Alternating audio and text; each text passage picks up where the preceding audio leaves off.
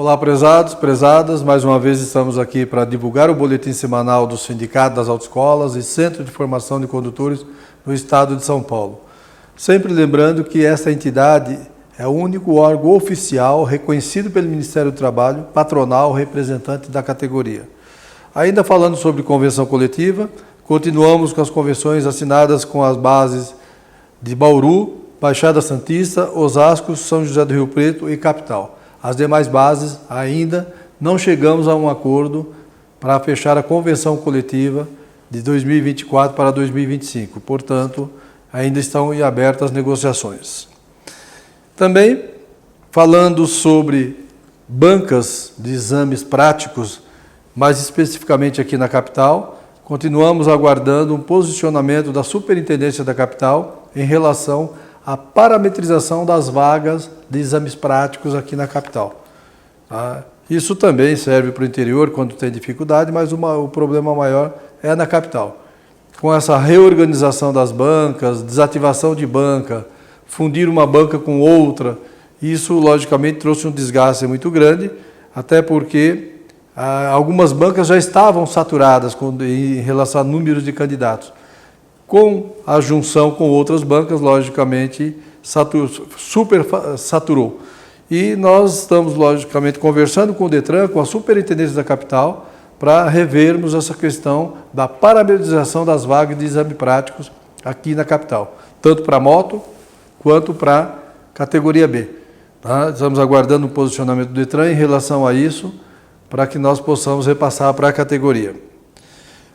Outra coisa também, ainda sobre exame prático, o Detran soltou um comunicado ontem, inclusive está no site do sindicato, para falar sobre a realização de exames práticos em todo o estado. E nesse comunicado que o Detran soltou, ele deixa claro que os exames não se realizam por ordem de chegada do veículo da autoescola na banca. Os exames se realizarão de acordo com o horário determinado que tem lá no comprovante de marcação do exame prático, aquele horário que é determinado pelo Detran. Tá? Então o Detran está sugerindo que as autoescolas cumpram o horário que está marcado o exame e que leve os alunos com 15, 20 minutos de antecedência apenas.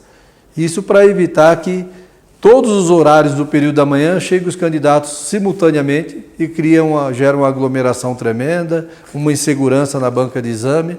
Então, é necessário que as autoescolas verifiquem, inclusive o Detran está deixando claro nesse comunicado, que o desrespeito a esta ordem, logicamente, eles vão penalizar o CFC.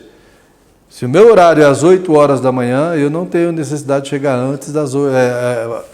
Meia hora antes é o suficiente, 15, 20 minutos antes é o suficiente. Se o meu exame é às 11 horas, eu tenho que chegar lá às 10h30, 10h40, 20 minutos antes. Tá?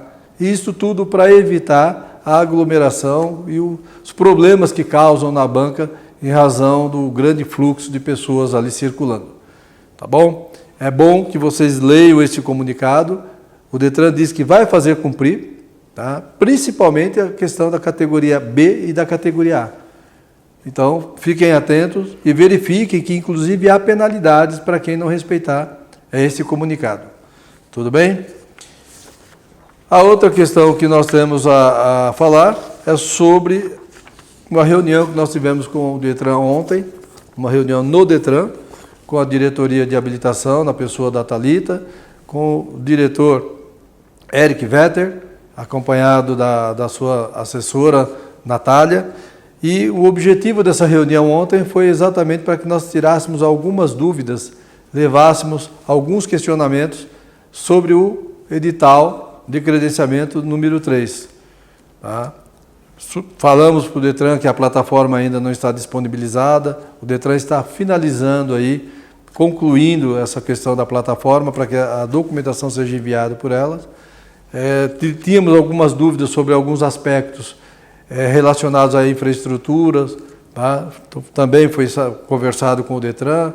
Então, nós estivemos lá exatamente para tirar as dúvidas e principalmente para pedir para o Detran para que não haja nenhuma penalização para os CFCs, tá? Em razão para nós é um fato novo. Nos credenciarmos por um edital é um fato novo. Então, tem muita coisa que a gente precisa entender, muita coisa a ser feita. Tá? E o Detran deixou claro o seguinte, que ninguém está falando em prorrogação, ninguém está falando de adiamento, mas que ninguém será prejudicado. Tá? Mas é muito importante que as pessoas, que os CFCs responsáveis vão se preordenando, vão se preparando, tirem as certidões. Se tiver algum problema com certidão, procure resolver antes desses prazos. Tá? E é claro que o papel do sindicato é, logicamente, pedir prazo para que essa demanda seja atendida.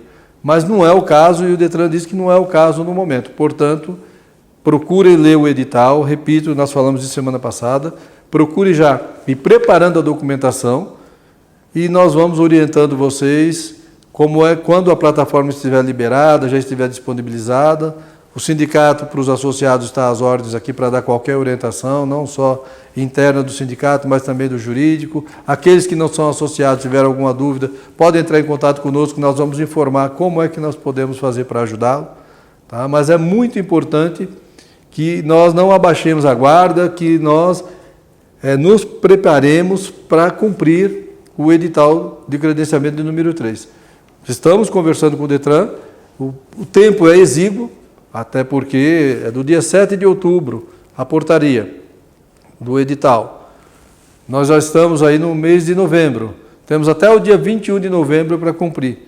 E, logicamente, nós vamos informando a todos vocês sobre essa questão. Não se esqueçam, leiam o edital, no site do sindicato, para os associados, está disponibilizada a relação da documentação, foi feita assim uma segmentação da documentação, está lá orientando quanto aos instrutores, aos diretores, aos colaboradores, não, aos administradores, né, os documentos que precisam. Quem é associado ao sindicato pode se valer disso e buscar essa situação. Tudo bem? E nos procure para qualquer dúvida que nós estamos às ordens aqui. E, por último, eu gostaria de falar sobre 3 situações que nós temos hoje na Justiça. A primeira é referente à questão da periculosidade. A periculosidade para aqueles que trabalham, aqueles que usam veículo de 2 rodas, os instrutores, logicamente. O sindicato entrou com essa ação já há alguns anos, essa ação estava paralisada. O sindicato já entrou, conforme foi dito semana passada, com a manifestação junto ao Conselho Nacional de Justiça, para que esse processo possa se movimentar, para que nós tenhamos um resultado dele. Tá? Isso está na Justiça ainda, a questão da periculosidade, não é questão de devo ou não devo periculosidade. Quem tem que decidir isso é a Justiça, e nós estamos aguardando uma resposta da Justiça em relação a isso. Por isso que nos manifestamos perante o CNJ para que ele faça esse processo andar e tenhamos um desfecho satisfatório, é claro, para todos. A outra ação é uma ação que nós entramos sobre a questão da entidade de atividade exclusiva, conforme está na Resolução 789, tá?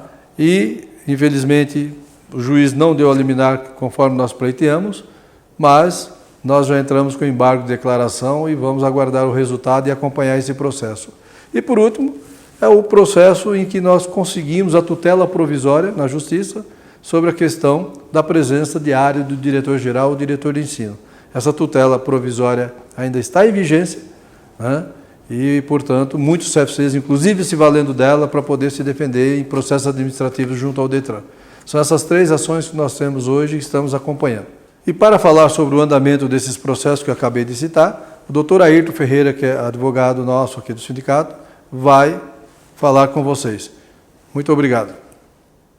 Olá pessoal, boa tarde. Meu nome é Ayrton Ferreira, eu sou advogado do Sindicato da Autoescola no Estado de São Paulo e venho aqui nessa tarde trazer algumas informações para vocês. Todas as informações referem-se a 3 processos que nós temos na Justiça Federal em Brasília. O primeiro processo ele já tem uma certa data, ele é um pouco antigo, ele versava e versa ainda, porque ele não foi julgado de forma definitiva, sobre o adicional de periculosidade para motociclista, que para as autoescolas representa o instrutor da categoria A, né? Ou seja, instrutor de moto. nós entramos com uma ação, não questionando se é perigoso ou não a condução da moto, né, por empregados, por motociclistas, mas da forma que a portaria do Ministério do Trabalho e Emprego ela foi aprovada. Foi feita de uma forma irregular. Entramos com uma ação na Justiça Federal em Brasília, não conseguimos êxito na primeira instância, mas estamos em grau de apelação, né? E esse processo já demanda um certo tempo. Recentemente a gente fez uma reclamação no Conselho Nacional de Justiça para que esse processo esteja agilizado, que tenha um julgamento mais rápido, né? Porque já faz muito tempo que ele se encontra lá parado sem uma decisão. Tá? Pretendíamos no início a liminar, não foi concedida, e agora estamos aguardando o resultado do recurso de apelação. É bom esclarecer a todos que existem várias decisões favoráveis, né, e outras desfavoráveis, né, a anular essa portaria do Ministério do Trabalho, que foi feita dessa maneira irregular. Tá? Em questão de ações na Justiça, existem várias decisões favoráveis aos instrutores ou aos motociclistas em geral, e outras tantas decisões também que beneficiam as empresas, dizendo que não é devido adicional. Então, portanto, não dá para cravar neste momento, né, nenhuma situação que possa ser totalmente favorável ou totalmente desfavorável, quer seja para os empregados, quer seja para as empresas. Uma outra ação que eu gostaria de comentar com vocês é referente à atividade da autoescola, né? Nós entramos com uma ação que visa possibilitar que a autoescola exerça atividades correlatas não só ao ensino prático e teórico, tá? Mas correlatas sim com a atividade em geral, como por exemplo a troca da PPD pela CNH, ao CFCA, por exemplo, poder ministrar cursos especializados, que hoje está restrito aí ao pessoal do Sistema S e algumas empresas. Então nós estamos discutindo na Justiça também essa possibilidade, já ingressamos com uma ação nesse sentido, né? Não foi dada a liminar, mas a ação ainda não foi julgada. O juiz entende que ele precisa ouvir o contraditório, ou seja, que a União se manifeste para ele poder fazer um juízo de valor em relação à possibilidade ou não dessa ação ser julgada procedente. E, por último, gostaria de lembrar que está em vigência a tutela de urgência, ou seja, a liminar, que foi concedida aí pela Justiça Federal, para que não haja necessidade do diretor-geral e diretor de ensino estar presente em todo momento na escola, durante todo o dia, ou seja, durante o horário de funcionamento da empresa. Várias decisões já foram proferidas nesse sentido, então que o Detran se abstenha de aplicar qualquer penalidade ou notificação pela ausência do diretor-geral ou do diretor de ensino no momento de uma eventual fiscalização e que esse diretor-geral de ensino não esteja presente. Era isso que eu tinha para informar e o sindicato está à disposição para maiores informações. Um abraço a todos.